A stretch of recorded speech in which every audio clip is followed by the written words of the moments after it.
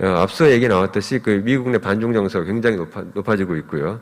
이 왼쪽 그림 같은 경우는 빨간색은 공화당, 그리고 파란색은 민주당, 미국의 지지자들의 반중 정서입니다. 좀 계속 올라가고 있습니다. 특히 이제 공화당 쪽이 좀 더 많긴 합니다만은.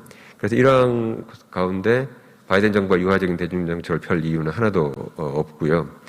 오른쪽 그래프는 뭐냐면 주요국에서 반중 정서 상황인데 이 파란색 부분은 이제 중국이 싫다는 것이고 이제 옅은 연두색 부분은 중국이 좋다는 것인데 보시게 되면 이제 미국이 위에 보면 42%, 31% 이렇게 해서 굉장히 73%가 현재 반중 정서를 갖고 있는데 사실 이게 미국만 그런 것은 아닙니다. 이게 보시면 스웨덴이라든가 그리고 약간 정도는 약합니다만 대부분의 유럽 국가들이 다 비슷하고요. 스페인과 이태리를 제외한 다른 국가들의 경우에 있어서는 굉장히 반중 정서가 큽니다.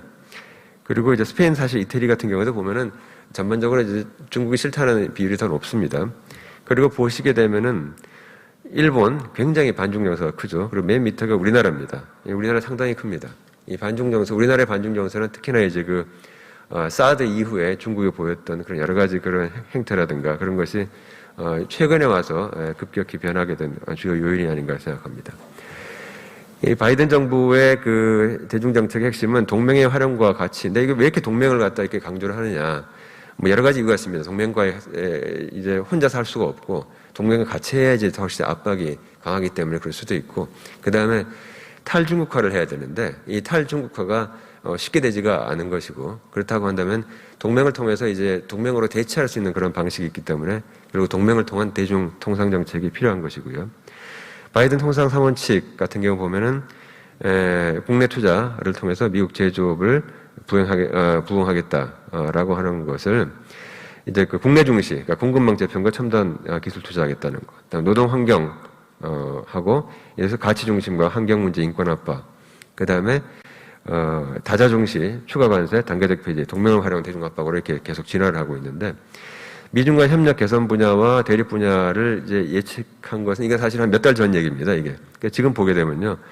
기후변화나 코로나라든가 이런 부분에 있어서는 또는 협력을 할 의사가 있고 그걸 그렇게 표현을 했습니다. 관세 관련해서는 이제 같이 테이블에 앉아서 협상을 할 용의가 있는 것이고 대만 문제 관련해서는 갈수록 바이든 정부가 좀 강경해지고 있습니다.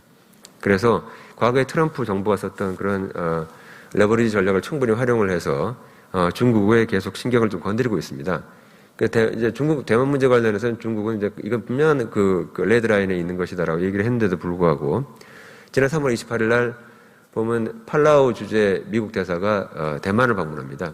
그러니까 팔라우가 어디냐면은 그 태평양에 있죠. 그 필리핀 동쪽에 있는 조그만 섬나라인데 대만하고도 가깝죠. 근데 이제 79년도 이후에 미국의 그 현직 대사가 처음으로 대만을 방문한 겁니다. 그러니까 이렇게 계속 가고 대만 해협에서 계속 한 번씩 왔다 갔다 지나가죠. 군함이 지나가면은 또 그러면 뭐 전투기 다 뜹니다.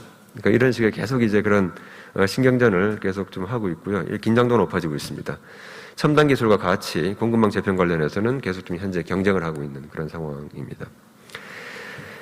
바이든 취임 이후에 대중 제재에 대해서 좀 말씀드리겠습니다. 그 밑에 표를 보시게 되면요.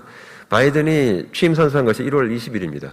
그죠? 1월 20일 날 했는데 그 뒤에 보시게 되면 2월 19일부터 시작해서 주요 관련 분야는 공급망, 인권, 기술과 관련된 부분에서 계속적인 대중 제재가 계속 오고 있습니다. 거기 보시게 되면은 이게 그 수출 제재가 있고 엔터티 리스트에 가입하는 겁니다. 그러니까 수출을 못하게 하는 거죠, 중국에 대해서. 그리고 그다음에 금융 제재가 있습니다. 금융 제재라고 하는 개인과 어떤 기업에 대해서 금융 활동을 그 계좌 같은 거를 이렇게 닫아버리거나 하는 것이죠. 그래서 재산권을 행사 못하게 하거나 이러한 방식으로 하고 있고요. 보시게 되면은 3월 22일 날 뭐가 많습니다. 지난 3월 22일 날 굉장히 많은 일이 일어났습니다. 지난 3월 22일 날 미국과 EU가 중국에 대한 제재를 동시다발적으로 발효를 했고 그 주에 중국이 그에 대해서 거칠게 대응을 하고 해서 그 주에 굉장히 많은 일이 일어났다는 걸 일단 말씀을 드리겠습니다.